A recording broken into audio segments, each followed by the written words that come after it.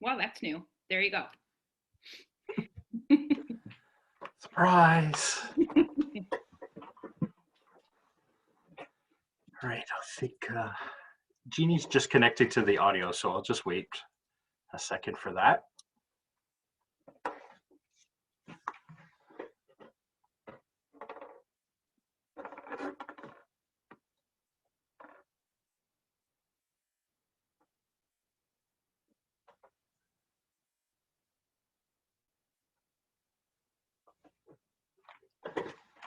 All right, she's logged in, so I'll get started. And today we're going to actually discuss making sense of money, or really the budgeting 101 side of things. So I'll give a brief background on the agency I work for as well as myself. So the agency I work for is called Credit Counselling Society. We are a nonprofit charity. We span the country. Most of our operation is in Vancouver. And then we span the country as far east as Ottawa, which is where I am. And we are 3-tiered. So we do credit counseling, so helping people in need to come up with the options that are available to them if they are in need, too much debt, not sure what to do with it. We do budget counseling. So budget counseling is available to anyone that wants to take advantage of it, as long as you are over 18, and it is free of charge. So it is something that we do offer free of charge. Anyone can give us a call. Because everything is virtual or over the phone now, we find that we are reaching a broader population of people. And then the last one would be the education piece, which is myself. And there are 9 of us across the country, and we teach financial literacy to really as simple as anyone that wants to listen to us is what we do. And we certainly try to help and coordinate and collaborate with many others out there, just so that we also understand what the resources are available. Okay. Background on myself. So my name's Gary. I've been doing this position for 7 years. I've been in the financial world for over 15. I've been a branch manager. I've worked in bankruptcy, and in Montreal. I'm from Montreal. I was a high school teacher. So I certainly do enjoy that education piece. So without further ado, I'll get into it. So the budgeting side of it, our mission at Credit Counselling Society is we help, we educate, we give hope. Now, here are some of the top reasons we see for financial trouble. And again, it's not limited to just this list, but we are seeing these are the main ones: unemployment, underemployment, excessive use of credit, basically using credit for everyday use, injury or illness, no budget, lack of financial education. Now, when it comes to that financial education piece, we're not born with it. We're certainly not born with financial literacy. We may learn something in school. I know that depending on the province, Saskatchewan is starting to really come about where they are starting to teach more and more in the school system. Here in Ontario, it is mandated for financial literacy to be taught in the education system. I have a young daughter, she's 9, and even in grade 3, they are learning about it, which is great. Hooray. And then the last one would be, we learn financial literacy from our parents. It's not that it's bad, it's just possible mistakes or things that they've been through that they want to share with us. Okay. Another one would be separation, divorce, failed business, as well as high housing costs, depending on where you are in the country. One that I always like to add in and just talk about is number 8, and it's really trying to eliminate a little bit of that impulse buy. So right now, pardon me, because everything is online, and again, depending on where you are in the country, what severity of lockdown or stay-at-home orders you're going through, you might have to do a lot of purchasing online. But what we're finding is a lot more of our clients are coming to us asking, how do I avoid making the purchases so easy? Now, not that I'm picking on Amazon, but that is the one company I'll use. You can throw in your credit card info and you could save your credit card info on their website. So when you are purchasing something, it literally can be done in 2 clicks, where you find it, you purchase it, and it's done. But if you take out your credit card info and don't actually keep it in there, you're adding that extra step where you now have to go and input all of your credit card info all over again. So it's giving you that extra step. Might be that little bit of brain activity that you need to say, do I really need this? Or is it something that I just want, or can I wait? That kind of thing. So it's trying to avoid the impulse buy. Don't save your credit card info on websites, okay? Now what we'll look at today, we'll look at budgeting, we'll look at money values and goal setting. We're also going to take a look at expense tracking, irregular, emergency, and saving expenses, as well as paycheck planning. By the end of it, you should be able to reflect on your own money values and goals, understand how tracking helps you, as well as manage your irregular and emergency expenses and create and organize your savings. Now, we always like to ask this question. I do, ask yourself this question: what does being better with your money mean to you? Because each one of us will have something different. But a lot of those common answers we get is reducing that stress, having a better sleep, control over money, as well as hope. One question I always like to ask and see what kind of feedback I get is, when you hear the word budget, what word comes to mind? What one word would come to mind when you hear the word budget? Sometimes, depending on the group, I have to tell them, please don't swear at me, because a lot of negativity will come to mind when you hear that word budget. But in this case, we look at the word budget, we could also call it a written spending plan. Spending now and saving to spend it later. But the key thing here is it's based on our choices and our own priorities. So everyone on the call or everyone listening will have a different choice and a different priority when it comes to our budget. And you have to keep that in mind, okay? Now, what a budget will include. So some things to keep in mind, I'm gonna read it out. Our take-home net pay. Now, one thing that you might want to keep in mind is, give me a sec there. So one thing that you might want to keep in mind, and you might hear these words, net or gross income, okay? So when it comes to gross income, if you ever hear those terms, it means before taxes, okay? So gross income, it's again before taxes. If you're getting a job, they'll say, let's say you're paid annually, it might say, yeah, your annual salary is $40,000 a year. That's gross, okay? Net income is after taxes, okay? So that's how we want to base our budget on, is our net income, whatever is actually deposited in our bank account, okay? Our monthly living expenses, as well as irregular expenses, emergency expenses, and savings. Now, I know I'm sharing my screen. What I'm going to do is I'm just going to jump in and show you one of the budgeting tools, or two budgeting tools that are out there. So on our website, mymoneycoach.ca is our website. We have a great budgeting tool on there.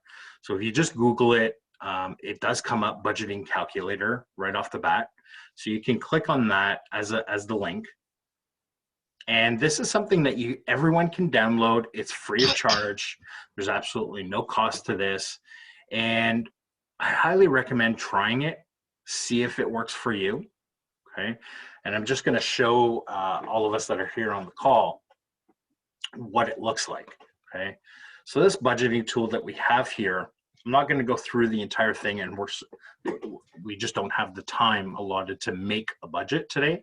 But what I want to point out is, once you start putting in the numbers, like for example, I'm putting in $1,000 bi-weekly, and I know it's just a round number, and it's almost like you can't teach an old dog some new tricks.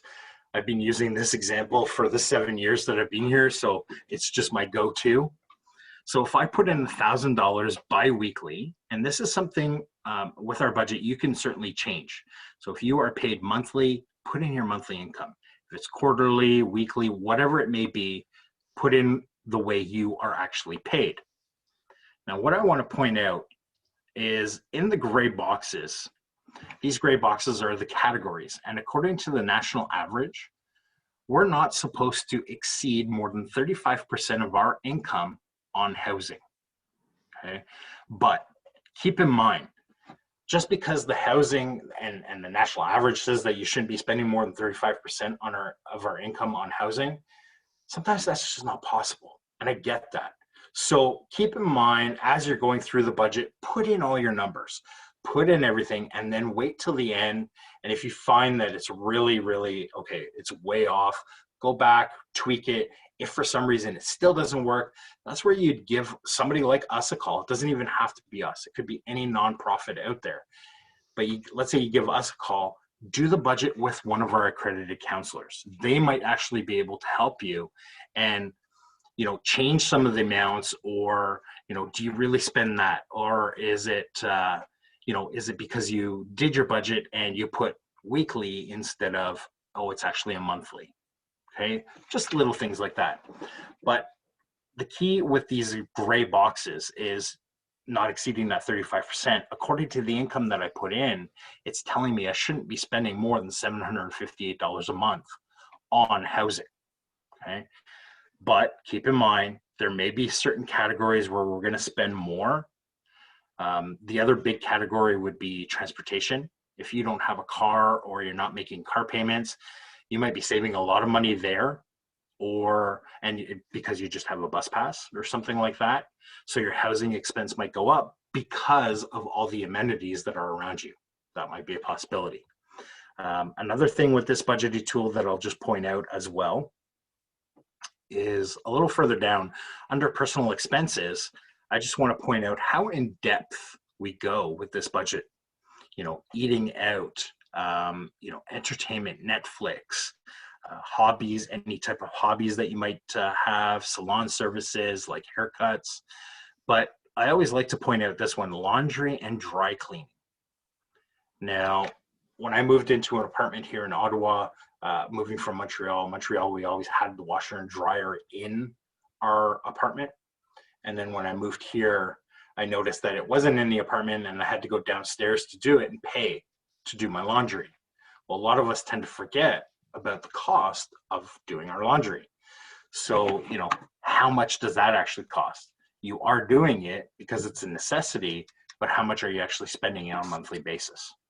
Okay. So that's one budgeting tool. The other budgeting tool that I will show you is on FCAC website, so FCAC Canada. So that's Financial Consumer Agency of Canada. And they have a budgeting tool on their website as well that we like to share because it's just accessible. It's certainly bilingual, the FCAC one, and it's called Budget Planner. And this one, I'm just going to show you kind of what it looks like, and you can certainly go in and put in your information, and you just start your budget and figure out where that works. Okay. Now, one of the things with this budget, again, find the system that's going to work for you. Okay. Any questions so far?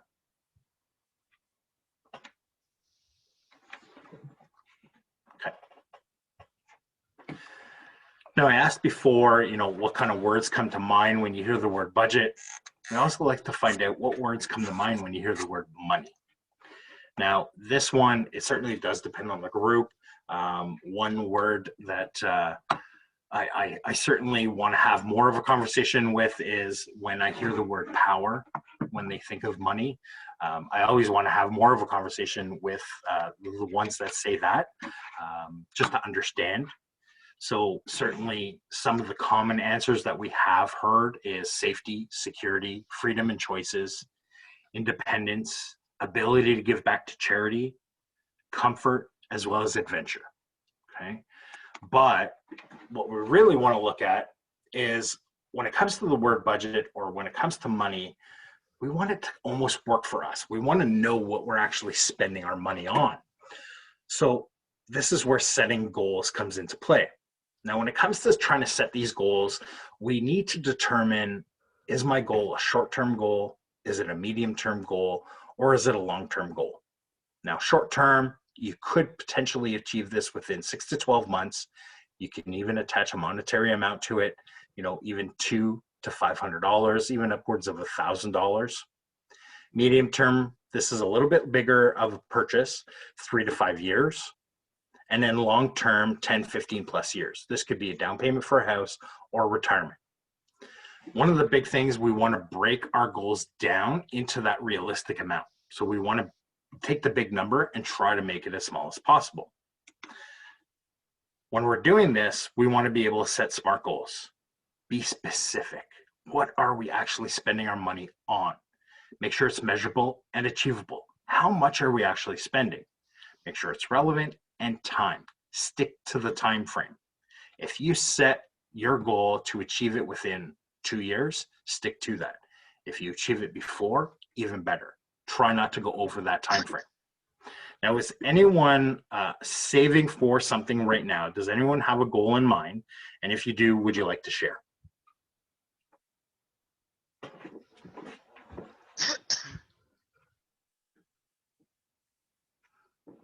Nobody's saving for anything. Sure, I'll share one of my goals. I'm looking to buy another house, and we're not sure if we wanted to buy another house where one of my kids would live, or if we're looking to get some cabin property. So that's kind of one of the things that we're working towards. Okay, so looking at that specific goal, we know specifically what you're looking for. You're looking for some type of added housing. I'm sure you have, and I don't need to know, you have an amount in mind of what you want to spend. Certainly keep in mind that housing market right now is going through the roof. But so your amount might have ballooned a bit. But the big thing is your time frame. Now, are you setting your time frame that you want to achieve this within a year?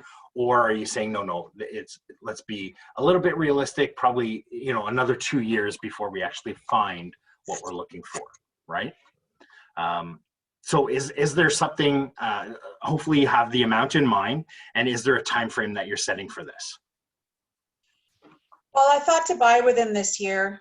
There's no urgency for that. I am watching the housing market. I've already done the securing of the resources, and I'm a saver by nature. So I don't require the deposit, the CMHC stuff. So yeah, my goal is to have done it a year. So this SMART goal thing, I probably have kind of already engaged, but it's just, like you said, the housing market being what it is, it's a matter of finding the right place, the right one. Yes, absolutely. And as a side note, keeping an eye on the market that you're looking for, certainly understanding you, and correct me if I'm wrong, but I'm sure you've been looking even before this, so you see the jump in prices, and it's like, okay, why did it jump? Am I willing to pay that for basically the same thing that I saw last year for $100,000 less or whatnot? So all of these things will come into play. Okay. Now with the SMART goals, once we have our ideas, here is just a little bit of a template. And as I said to Jessica, I could certainly send this out. Everyone can have this. With this template, it kind of helps. My goal is, again, buying a cabin or buying a new home. I want to achieve this within this year. Obviously, you've already been well ahead into the saving side of it. The total cost of my goal is this, and I will, for the foreseeable future until I find it, I'm still putting aside X amount of dollars to achieve that goal. Okay. Now, here is another example. So in this example, this is something, and again, it's just an example, but it kind of shows some of the examples that we're talking about. Now, this goal is I want to do a staycation. So I want to stay close to home. I want to achieve it within 1 year, and the total cost of my goal is $1,000. Okay, so within 1 year, I'm planning on saving $1,000. A lot of times we look at that big number and say, Gary, how am I going to save $1,000? That's a lot of money. How am I going to do this? Well, as I said previously, we want to take the big number and try to make it as small as possible. How do we do that? Most Canadians are paid every 2 weeks, most of us. Sometimes it's monthly, and I get that, and we have other calculations for that. But in this example, we're going to look at it biweekly. So if we're paid biweekly, that would be $39 every 2 weeks that we would set aside to achieve $1,000 within 1 year. $20 a week would get us that $1,000 in a year. Okay, take the big number, make it as small as possible. Now we're also gonna, we're also gonna look at it and say, okay, $20 a week, how do I do that? Well, I always like to ask these questions where, okay, do you buy lunch? And if so, do you buy lunch more than once in a week? Because I don't know about you guys, but I know lunches, if you eat out during the week, business week or whatever, they tend to run about $10 a lunch. Certainly you can find it cheaper, and there are more expensive as well. But let's say roughly $10 a week. If you can cut out just one of them, if you do it more than once in a week, you're already halfway there. Okay. Any questions on this so far? Okay. Now, when it comes to setting these goals, here are a couple of tips. Set clear goals. Life happens. It might change. Okay, and that's fine. Pay yourself first. Make it automatic. So by paying yourself first, you could give yourself an allowance, or it's actually take the money and put it into your own savings account for that goal. Use separate bank accounts for each goal. Certainly watch the fees. Huge misconception that you can only have 1 or 2 bank accounts. Absolutely not. You can have as many bank accounts as you want with one institution or multiple institutions. My suggestion, try to stick with one institution, 2 at most. Another suggestion when it comes to bank accounts, have, let's say, 1 checking account and have multiple savings accounts. And what we mean by that, they are the savings accounts that are available are e-savings account, usually high interest e-savings accounts where everything is done online. Okay, it's with most big banks as well as the smaller ones and the credit unions. And a lot of times with these savings accounts, there are no fees attached to them. And if you need the money from your savings account, you would just go online to transfer it to your checking account to take the money out. Okay. One thing I really like to share, and a lot of us are not aware of this, you can actually nickname all of your bank accounts. So instead of your bank account saying savings with a big number next to it, you could nickname it house account, cottage account, staycation, you know, a new car, whatever you're trying to save your money for, you can actually nickname it that specifically in your banking. Okay. The reason why we want to do this is I attended a conference once with a behavioral psychologist, and what he had explained is when you see the word of what you're trying to save, let's say even in your banking, on your online banking, you tend not to take the money out. Even if it's needed, you may not actually take the money out because you don't actually want to disappoint yourself and take the money out of my staycation. That I've been saving a long time for that. I want to keep the money there. Okay. Another example that he gave, which he gave, I really like this one. It kind of puts things in perspective for a lot of us. If you have young children, one thing that he said was, so let's say you're trying to save to go to Disney, let's just say. And if you ever have looked at going to Disney, it's super expensive, by the way. So let's say you have the cash, but you're not going on the trip yet. So you would take the cash and put it in an envelope. So what he said is you take the envelope, you seal it, but now what you do is you plaster it with either your kids' faces or Disney, pictures of Disney all over the envelope. Something happens, you need the money. What do? You go to the envelope because you know the cash is there. You're holding it, but in order to get into the envelope and the cash, you have to tear through your kid's face. And that's what he actually, the example he gave. And it's like, well, no, I don't want to do that. I don't want to tear through my child's face just to get the money. So it's like, nope, I leave that there and I look for a different way or different account that I might have the money put aside. Okay. So a little bit of that psychology comes into play. Any questions on that?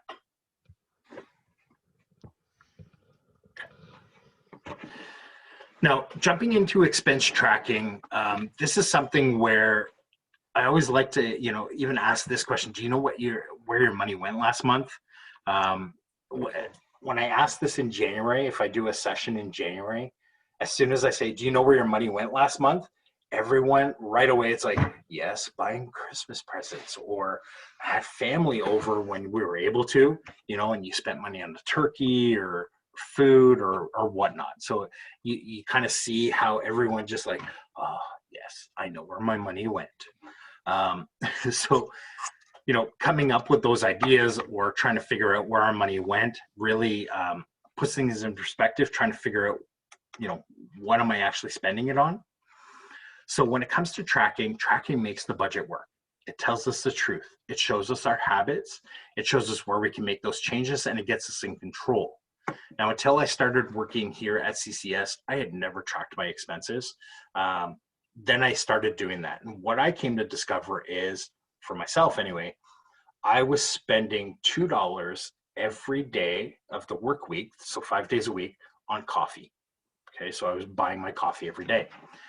Totally know that I can make my coffee at home and save money. Yes, but it's never as good. Okay, and I'm sure everyone can agree with that. So I've now put that in my budget.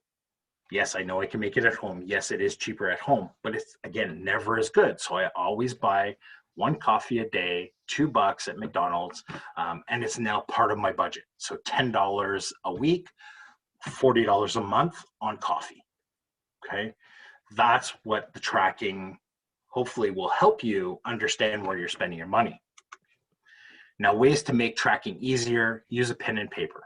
Okay, we have tracking booklets, physical tracking booklets, but also online through My Money Coach. We have those available. Spreadsheets like Excel, envelope methods, smartphone apps. It says start with a few categories. Please, please, please, if you're gonna listen to anything today, when it comes to tracking your expenses, please don't go after this session and start tracking absolutely everything, because if you do, within 2 weeks, you're going to be so frustrated and you're going to curse my name, and I don't want that to happen. So my suggestion is start with one category at a time. You want to do this for at least 3 months before you feel that you're under control with this tracking expense. If you're going to start with one category, my suggestion, start with groceries. Get a sense of how much you're actually spending on groceries. And I know that the cost of groceries is going up, and I know week to week it changes. That's why we're suggesting, let's say, 3 months, because then you can kind of get an average of what you spend on groceries. Okay. Once you have that in control, then add another category to that. Another category to add is the under $20 amounts that we spend our money on. Okay, so do you buy lunches? Do you buy gum, coffee, that kind of thing? Those under $20 amounts that we don't even think twice about because we had the spare change or whatnot in our pockets or in our purse. Okay, questions, comments on that?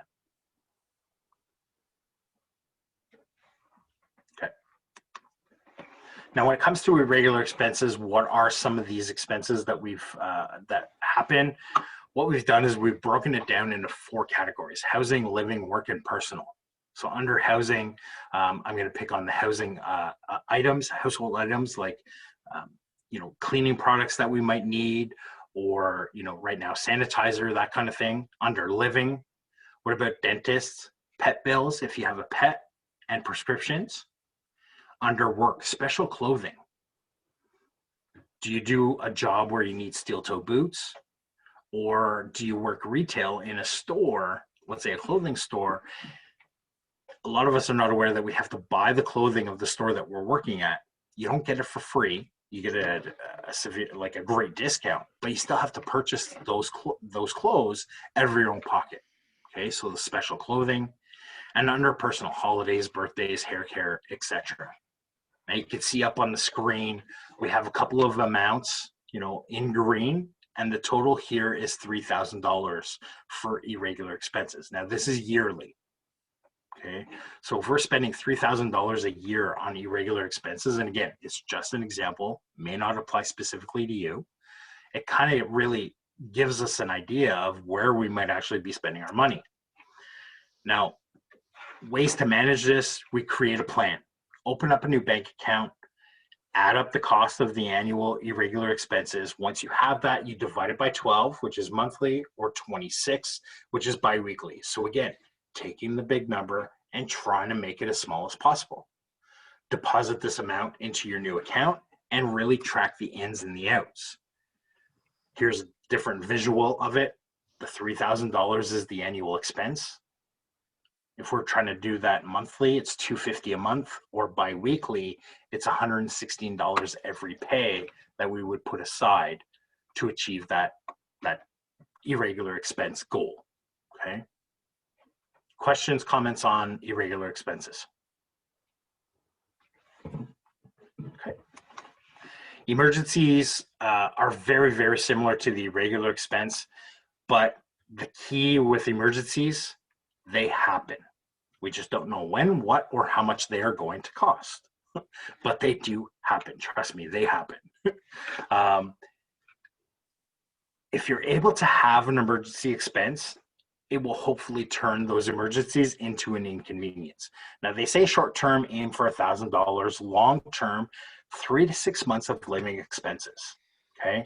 Now, this is, StatsCan, this is what they're saying, the experts say. I like to say 3 to 6 months of living expenses, that's a lot of money. Easier said than done, okay? That really is a lot of money. If you're spending even just $2,000 a month on your living expenses, Gary, you're trying to tell me that I need to save between $6,000 and $12,000 just to cover my emergencies? Most people would say you're almost out to lunch. And to a point, I kind of agree, because it's a lot of money to save up. But slowly but surely, be patient with it, and you will have a little bit of money put aside for these emergencies, okay? I've been in this situation. Do I have an emergency fund? Yes, I do. Do I have 3 to 6 months of living expenses saved up? Absolutely not. That's a lot of money again. Do I even have the $1,000 right now? No, I don't. Because once COVID hit, there were certain things that happened in the home, because we're home a lot more. All of a sudden, my hot water tank started acting up. All of a sudden, this happened. So that, if I did have the $1,000 saved up, it's already gone. I'm already starting to put money back. It doesn't happen overnight.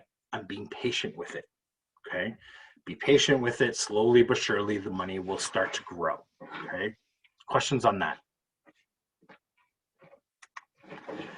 Okay, now when it comes to savings, I really like this. I love this question, because I really want to hear how people are saving their money. So how do you keep money safe from yourselves? I earmark it for something else. Okay. But where would you put it?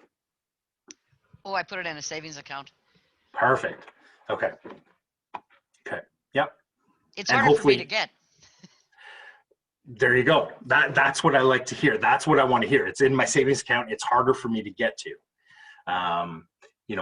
Is it, sometimes we have to put it in our head that we can only go into the branch to withdraw that money. Sometimes it's, I don't have access on my card, so I actually have to go there to get it, or something along those lines. Something else that I've heard in the past, like my grandparents, they used to keep the money in between their mattresses. And then the grandkids like myself would come and stick our hands in and see what we came out with, kind of like the game Hungry Hungry Hippo.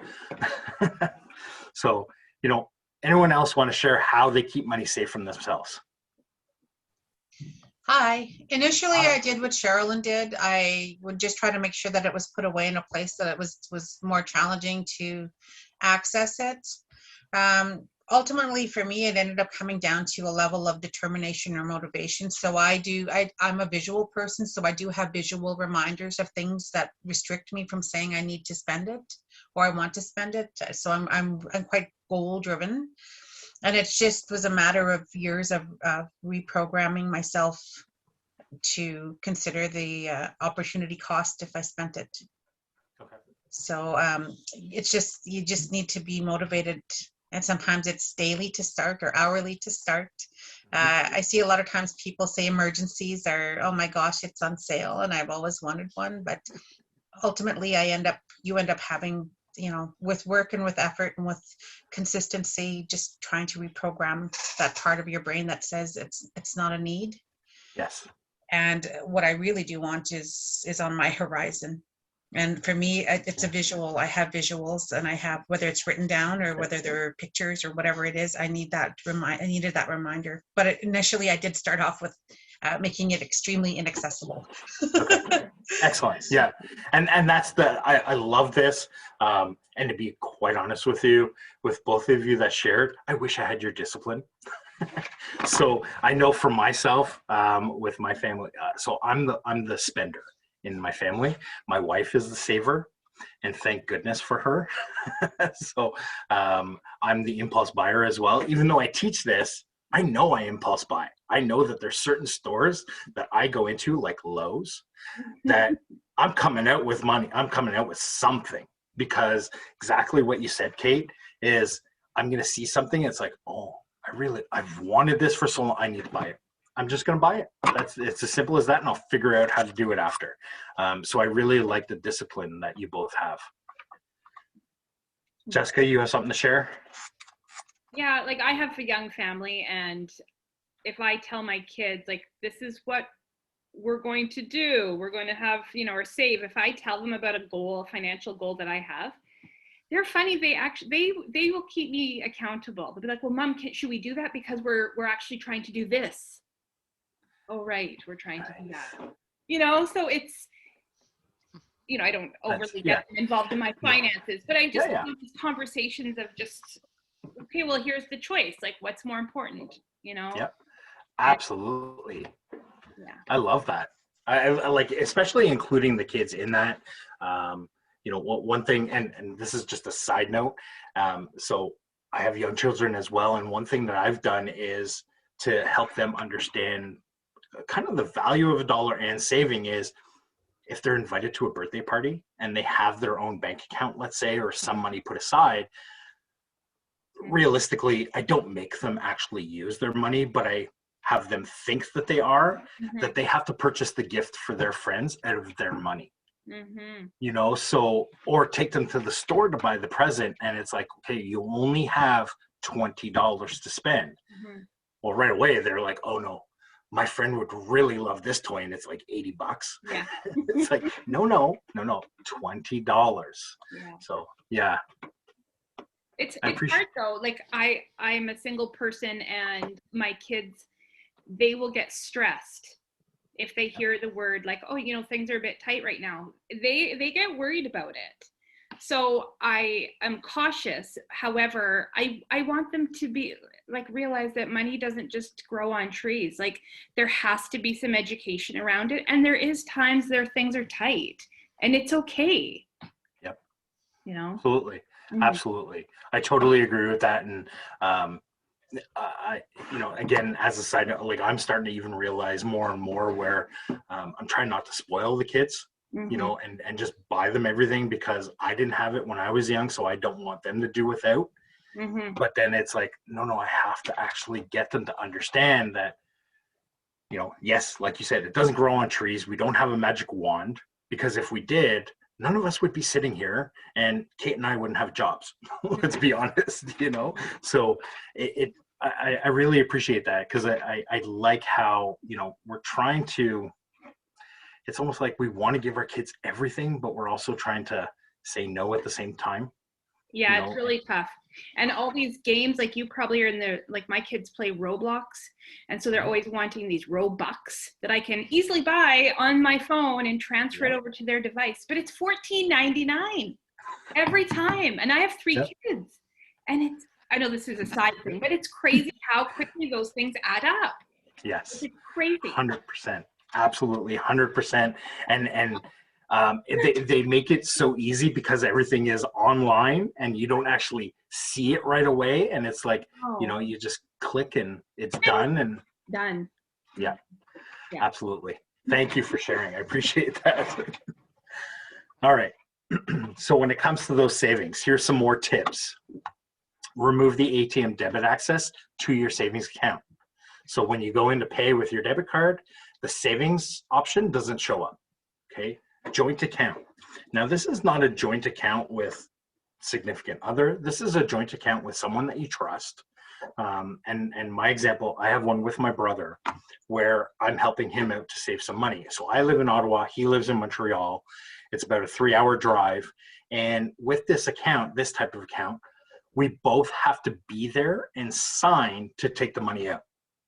So it totally eliminates the impulse buys for him. And I remember there was one time when he first got it, it's like, Gary, I need to take out $100 from my savings account. It's like, dude, I'm not driving 3 hours for you to take out $100. It's going to cost me more in gas to get there and back. So no. And then right away it was like, oh, I can't get it that easily. And it was eliminating that. And then all of a sudden he had, I think he was able to save that down payment for his house in that account, you know? So it was like, yes, you know, you did it, but there were certainly hiccups along the way, but again, it's something to consider. Automatic transfers go into the branch to withdraw cash. Now with this, kind of like what Sherilyn was saying and Kate was, really kind of make it inconvenient for yourself. There's branches, there's banks, almost like Tim Hortons. They're on every corner. And you can easily go to an ATM and take out money. But put it in your head that for me to take out money, I need to drive across town to that branch to take out money. You know, that's the making it inconvenient for you. Sandwich bag method. This is where you just can't see the money. So if you're like me, I have young children, I had a jar. I kept all my change and everything in that jar, but I saw the money. So my hand would always go in, take it out for my coffee. So I got them to paint it and cover it up. So now I can't see it. All of a sudden it started to grow. That's that sandwich bag method. And then the top up, round up option, you can determine what you want to round it to. But if you have a savings account, depending on how much you have in there, I don't have much in one of my savings accounts, so I only got 4 cents interest in the last month. Yay, 4 cents. So what I try to do is top it up to the nearest dollar. So I put in 96 cents to top it up to the nearest dollar. So then if you start doing that, hopefully the interest will grow as well, okay? One that's not up there is a TFSA, so a tax-free savings account.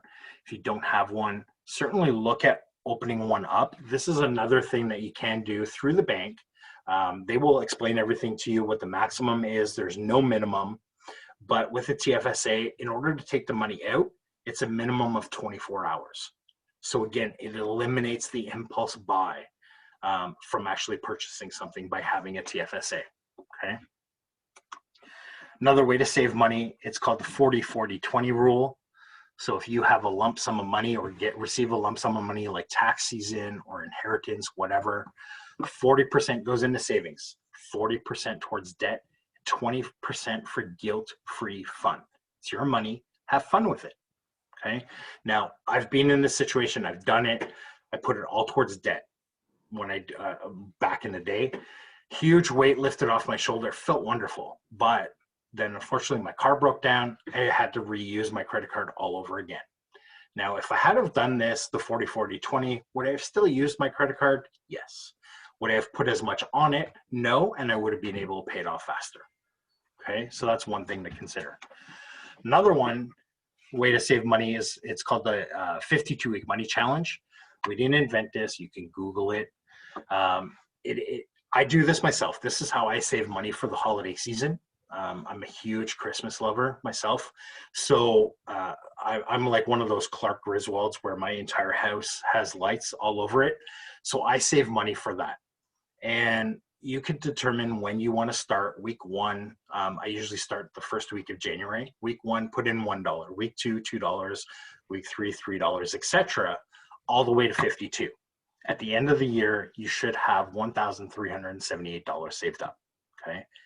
As I said, I do this myself. My suggestion, because you're eager to start this challenge, I guess you could say, you may want to put more money aside because you're eager to do it. So I do the reverse. So week 1, 52, week 2, 51, week 3, 50. and then I still come out with the same amount, but I'm putting more aside right away because I'm eager to do that.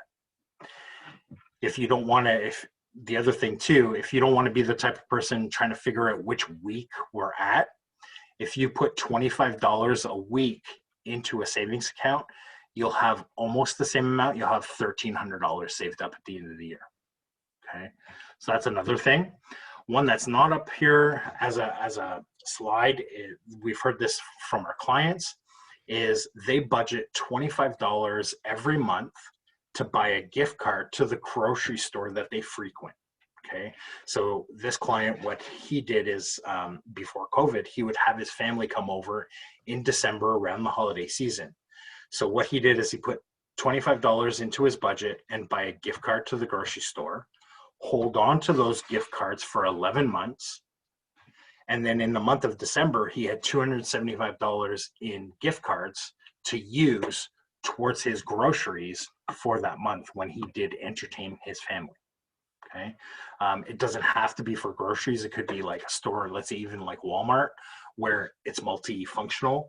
So it's household items, clothes, and groceries. So then you're not just stuck with buying groceries. It's like, no, I need clothes for the kids. So you have the gift cards for that as well. Okay. Now taking a look at a paycheck plan. Paycheck plan, there's three kinds of expenses. You have your fixed expenses, same date, same amount every month. You have your cash or variable expenses, which they happen every month, just the amounts and the dates might change. And then last but not least would be the savings.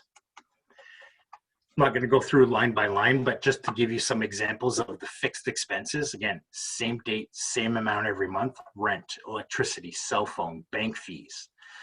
Cash or variable, they happen every month, just the amounts and the dates might change. Groceries, entertainment, eating out, and then savings. Okay. Here's another example. Now, we were talking about multiple bank accounts before. If you see up on the screen, there's purple boxes. The purple boxes, let's think of them as bank accounts. Okay, so in this example, I have 6 different bank accounts. My income arrives into my fixed expense or checking account. I pay my bills, and then whatever money is left over, I now disperse amongst my 5 other bank accounts that you can nickname whatever you want. Okay, any questions on that? Okay. Now, some things to consider: cutting back on credit, trying to figure out, okay, how do I avoid always paying with my credit card? Some banks offer the Visa debit option or debit MasterCard, where you can make online purchases using your debit account.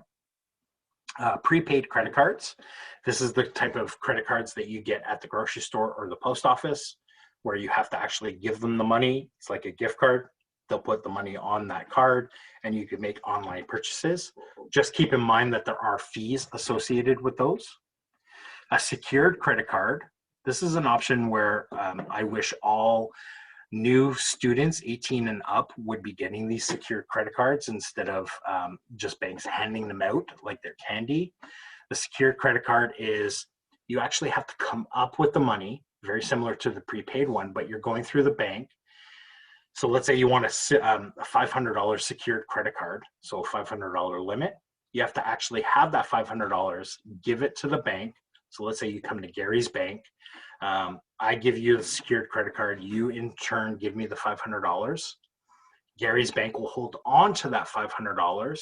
You go and use the credit card, use it, pay it, use it, pay it. I'm still holding on to that $500.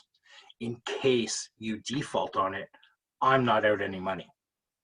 The reason why the secured card, why we recommend it and why we think it works, is it puts ownership on the person trying to use that credit card and understand how it works. How many hours of work did you have to do, or how much sacrifice did you have to do to save that $500? Okay. Another way is PayPal, e-transfers, gift cards, as well as cash. So your next step, track your expenses. Okay, start with one category at a time. Revise your budget. Create a plan for your regular expenses. Create an emergency fund when possible. track and check how you are doing, and visit our website like mymoneycoach.ca for all the tools and resources that are available. Okay. Hopefully now you are able to reflect on your money values and goals, understand how tracking helps you budget, manage your irregular and emergency expenses, as well as create and organize your savings. Now, some additional resources that we do have available, we are available on social media. You can follow us on Twitter, Instagram, all those things. We share a lot of tips as well, so you can follow us there. If you have, I'll come back to that. If you do want to set up an appointment with one of our counselors, you can certainly call our toll-free number, set up the appointment, and what they'll do is they'll book you an appointment online, and you talk to one of our counselors and go through a free budgeting session, okay? Last but not least, if you don't mind, certainly if you'd like to use the QR code with your smartphone, you could hold the camera up to get the QR code, and you can answer our survey. Helps me understand what I could change about the presentation. Are there any questions, comments?